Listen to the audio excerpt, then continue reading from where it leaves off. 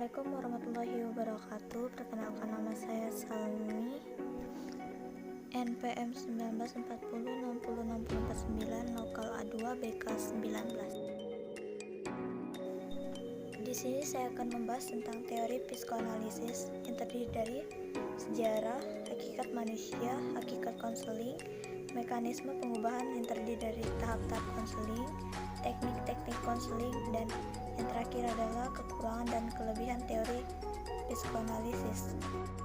Yang pertama, sejarah psikoanalisis. Psikoanalisis adalah cabang ilmu yang dikembangkan oleh Sigmund Freud pada pengikutnya sebagai studi fungsi dan perilaku psikologis manusia. Sigmund Freud sendiri dilahirkan di Moravia pada tanggal 6 Mei 1856 dan meninggal di London pada tanggal 23 September 1939. Pada mulanya, istilah psikoanalisis mula-mula hanya dipergunakan pada hal-hal yang berhubungan dengan Freud saja. Sampai akhir pada abad ke-19, ilmu kedokteran berpendapat bahwa semua gangguan psikis berasal dari salah satu kerusakan organis dalam otak. Sejak saat itu, psikoanalisis menjadi mode yang tersebar luas. Selanjutnya adalah hakikat manusia. Hakikat manusia terbentuk dari kepribadian. Kepribadian adalah semua corak perilaku dan kebiasaan individu yang terhimpun dalam diri dan digunakan untuk bereaksi serta menyesuaikan diri terhadap segala rangsangan, baik dari luar maupun dari dalam. Corak perilaku tersebut, kebiasaan ini merupakan kesuatuan fungsional dan yang khas pada seseorang. Perkembangan kepribadian tersebut bersifat dinamis, artinya selama individu masih mau bertambah pengetahuannya dan mau belajar serta menambah pengalaman dan keterampilan, mereka akan semakin matang dan mantap kepribadiannya. Selanjutnya adalah hakikat konseling. Secara umum, hakikat konseling adalah mengubah perilaku.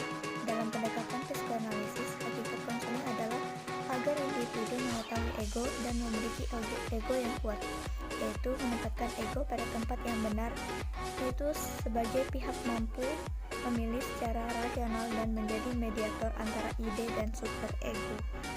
Selanjutnya, tahap-tahap konseling. Tahap yang pertama, tahap pembukaan. Tahap ini berupa membangun rapor dari wawancara dengan menggunakan katalisis pada masa permulaan interview hingga masalah konseli ditetapkan, dengan mempelajari riwayat dan perkembangan pasien, memahami fantasi, pikiran, perasaan, konflik, ketidaksadaran, dan cara pasien mengatasi masalah. Tahap krisis bagi konseli yaitu kesukaran dalam mengemukakan masalahnya dan melakukan transparansi. Tahap yang kedua yaitu pengembangan transparansi. Tahap ini dilakukan pengembangan transparansi tentang perasaan konseli kepada konselor yang dianggap sebagai orang yang telah menguasainya di masa lalu.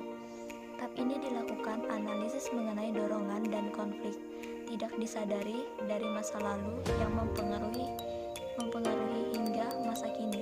Untuk memperoleh gambaran terhadap masa lalu konseli, terutama pada masa kanak-kanak. Tahap yang ketiga yaitu bekerja melalui transparansi. Tahap ini berupa pengembangan hubungan transparansi konseli dengan konselor dengan merealisasikan hal-hal yang diperoleh sehingga reaksi lebih adaptif. Bekerja melalui transparansi menyangkut mendalami pengetahuan dan pengertian konseli sebagai seorang yang terus melakukan transparansi untuk pemahaman diri konseli. Tahap yang terakhir adalah resolusi transparansi. Fase ini disebut juga fase penutup dari konseling. Ditandai dengan adanya resolusi transparansi, membacakan perilaku neurosis konseli yang ditunjukkan kepada konselor sepanjang hubungan konseling. Jika pasien dan konselor bisa puas, tujuan utama konseling tercapai, maka transparansi dipahami dan berhasil sehingga mendapatkan pengalaman baru dalam kehidupannya. Selanjutnya adalah teknik-teknik konseling. Yang pertama, teknik analisis kepribadian. Pendekatan dinamika penyembuhan gangguan kepribadian dilakukan dengan melihat dinamika dari dorongan primer terhadap ego dan bagaimana seseorang menahan dorongan tersebut.